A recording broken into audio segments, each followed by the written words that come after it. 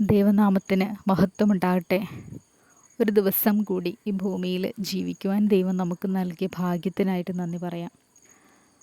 അനേകം ആളുകൾ രോഗത്താലും വേദനയാലും ഓരോ ദിവസവും കഴിഞ്ഞു പോകുമ്പോൾ സമാധാനവും സന്തോഷവും നൽകി ഒരു ദിവസം കൂടി നമ്മളെ കാത്തു പരിപാലിച്ച ദൈവത്തിന് നന്ദി പറയാം.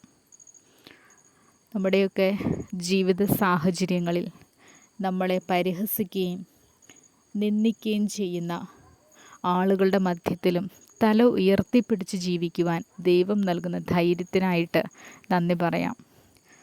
ആ വചനത്തിൽ ആശ്രയിച്ചുകൊണ്ട് മുന്നോട്ട് ജീവിക്കുവാൻ ഓരോ ദിവസവും നമുക്ക് കഴിയേണ്ടതിനായിട്ട് ആഗ്രഹിക്കാം.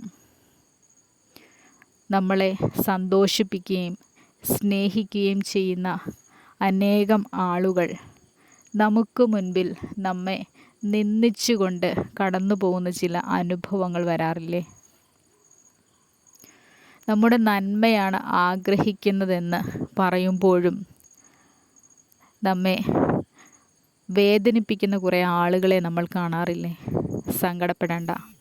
ജീവിതത്തിൻ്റെ ഓരോ ഘട്ടങ്ങളിലും മുന്നോട്ട് ജീവിക്കുവാൻ ദൈവം നമുക്ക് ശക്തി നൽകുന്നത് ആ വചനത്തിൽ ആശ്രയിക്കുന്നത് കൊണ്ടാണ്. കുടുംബ പ്രശ്നങ്ങളാൽ നീറുന്ന അനേകം സഹോദരന്മാരില്ലേ നമ്മുടെ ചുറ്റും? മക്കളുടെ വിഷയങ്ങളെ ഓർത്ത് ഭാരപ്പെടുന്ന അനേകം മാതാപിതാക്കന്മാരില്ലേ നമ്മുടെ ചുറ്റും? നമ്മുടെയൊക്കെ വിഷയങ്ങളിൽ ദൈവം നിരന്തരമായി ഇടപെടേണ്ടതിനായിട്ട് നമുക്ക് പ്രാർത്ഥിക്കാം. പരീക്ഷകളൊക്കെ എഴുതുന്ന കുഞ്ഞുങ്ങളെ ദൈവത്തിൻ്റെ കരങ്ങളിലേക്ക് നമുക്ക് സമർപ്പിക്കാം. അവർ പഠിച്ചതും അവരുടെ ബോധമണ്ഡലത്തിൽ നിൽക്കുന്നതുമായ കാര്യങ്ങൾക്കുപരിയായി പരീക്ഷ എഴുതുന്ന സമയങ്ങളിൽ ദൈവത്തിൻ്റെ ഇടപെടൽ ഉണ്ടാകുന്നതിന് വേണ്ടി നമുക്ക് പ്രാർത്ഥിക്കാം. ഓരോ ജീവിതങ്ങളും വിജയത്തിൽ എത്തിച്ചേരുവാൻ നമുക്ക് ആഗ്രഹിക്കാം. സഹജീവികളെ സ്നേഹിച്ചുകൊണ്ട് മുമ്പോട്ട് ജീവിക്കുവാൻ ദൈവം നമ്മെ പഠിപ്പിച്ചിരിക്കുന്നു. വചനത്തിൻ്റെ മർമ്മങ്ങളെ ഗ്രഹിക്കുന്നതിനായിട്ട് നമുക്ക് ദൈവത്തോട് അപേക്ഷിക്കാം. ദൈവത്തിൻ്റെ സ്നേഹത്തിലും പരിപാലനത്തിലും ഓരോ ദിവസവുമുള്ള ജീവിതത്തിലെ പ്രവൃത്തികളിൽ ഇതൊക്കെ വെളിപ്പെട്ട് വരേണ്ടതിനായി നമുക്ക് പ്രാർത്ഥിക്കാം. ഓഫീസുകളിലായിരിക്കുന്ന അവസ്ഥകളിലൊക്കെയും മാനസിക പീഡനങ്ങൾ ഏൽക്കുന്ന സാഹചര്യത്തിലൊക്കെയും ദൈവത്തിൻ്റെ മുഖത്തേക്ക് നോക്കിക്കൊണ്ട് ദൈവത്തിൻ്റെ കരങ്ങളിലേക്ക് ഓരോ വിഷയങ്ങളെ സമർപ്പിക്കാം. കുടുംബക്കാരിൽ നിന്നും കൂട്ടുകാരിൽ നിന്നും നിന്ദയും പരിഹാസവും ഏറ്റുവാങ്ങേണ്ടി വരുന്ന സാഹചര്യങ്ങളിൽ ദൈവത്തെ മുൻ കണ്ടുകൊണ്ട് ജീവിക്കുവാൻ നമുക്ക് പഠിക്കാം. കർത്താവ് നൽകിയ വചനത്തിൽ ആശ്രയിച്ചുകൊണ്ട് നമുക്ക് മുമ്പോട്ട് പോകാം. മനുഷ്യനിൽ ആശ്രയിക്കാതെ ദൈവവചനത്തിൽ ആശ്രയം വെക്കുവാൻ നമുക്ക് ശീലിക്കാം.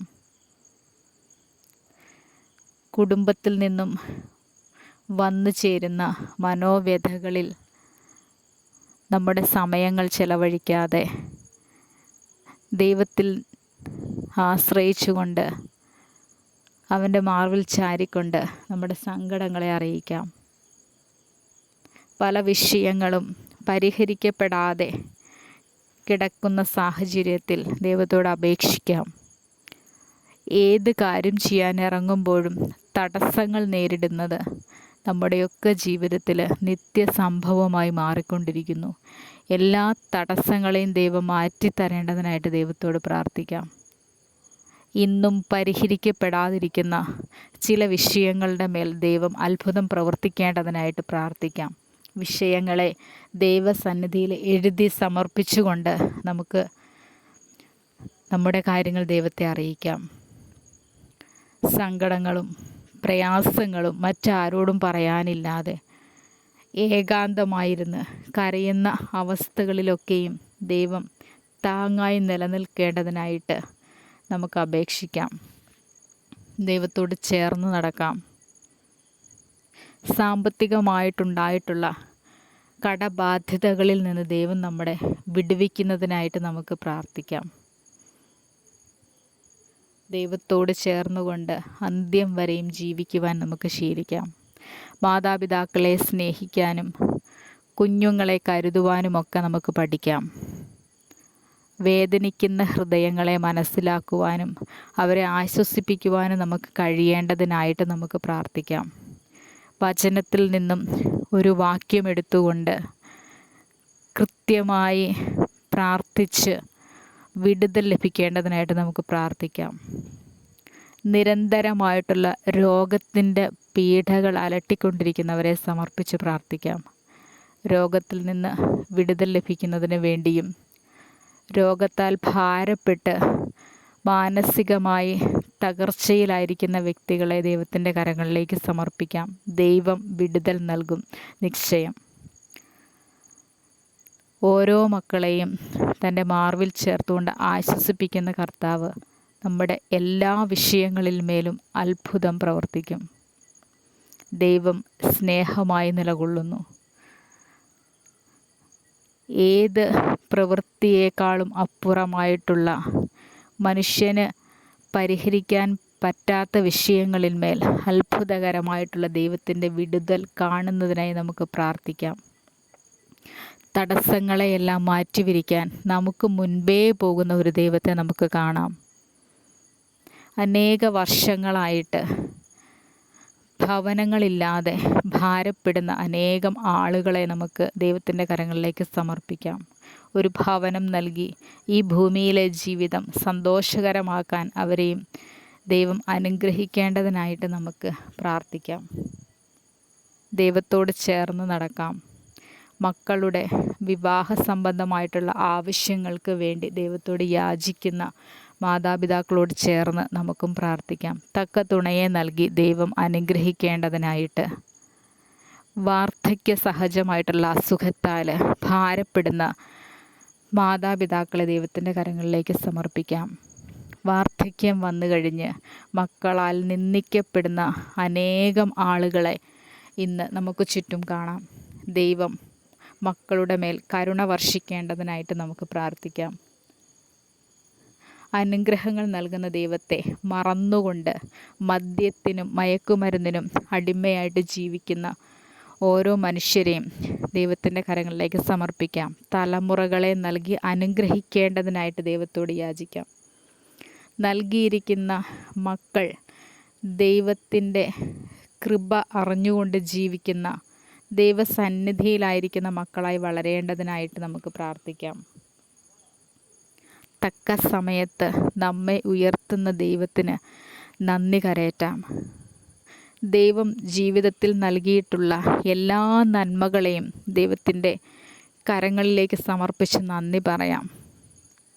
നമുക്ക് നൽകുന്ന ഭക്ഷണത്തിനായിട്ട്, നമുക്ക് നൽകുന്ന ആരോഗ്യത്തിനായിട്ട്, വസ്ത്രത്തിനായിട്ട്, നമുക്ക് നൽകുന്ന മനസ്സമാധാനത്തിനായിട്ട്, സന്തോഷത്തിനായിട്ട്, നിത്യേനയുള്ള ജീവിത സാഹചര്യങ്ങൾക്കെല്ലാമായിട്ട്, തന്നിരിക്കുന്ന നല്ല ജോലിക്കായിട്ട്, നല്ല വരുമാന മാർഗങ്ങൾക്കായിട്ടൊക്കെയും ദൈവത്തെ സ്തുതിച്ചുകൊണ്ട് മുമ്പോട്ട് ജീവിക്കാം. അനുഗ്രഹം പ്രാപിക്കുമ്പോൾ നന്ദിയുള്ളവരായി താഴ്മയോടുകൂടി ജീവിക്കാൻ, ദൈവത്തിൻ്റെ പാദപീഠത്തിൽ ചേർന്നിരിക്കാൻ നമുക്ക് ദൈവത്തോട് അപേക്ഷിക്കാം. ഓരോ ദിവസവും ദൈവത്തിന് നന്ദി പറഞ്ഞുകൊണ്ട് നമ്മുടെ ജീവിതം മുന്നോട്ട് പോകേണ്ടതിനായിട്ട് വചനം ഗ്രഹിക്കുന്നവരും പഠിക്കുന്നവരുമായി തീരാൻ നമുക്ക് ആഗ്രഹിക്കാം. പ്രയാസങ്ങളെ മാറ്റി സന്തോഷങ്ങളെ തരുന്ന നല്ല നാളുകൾക്കായി നമുക്ക് ആഗ്രഹിക്കാം. പ്രശ്നങ്ങളുടെ മധ്യത്തിൽ കരഞ്ഞു വീണ് ദൈവസന്നിധിയിലായിരിക്കുന്നതിനായി നമുക്ക് പ്രാർത്ഥിക്കാം. ദൈവം അത്ഭുതം പ്രവർത്തിക്കും.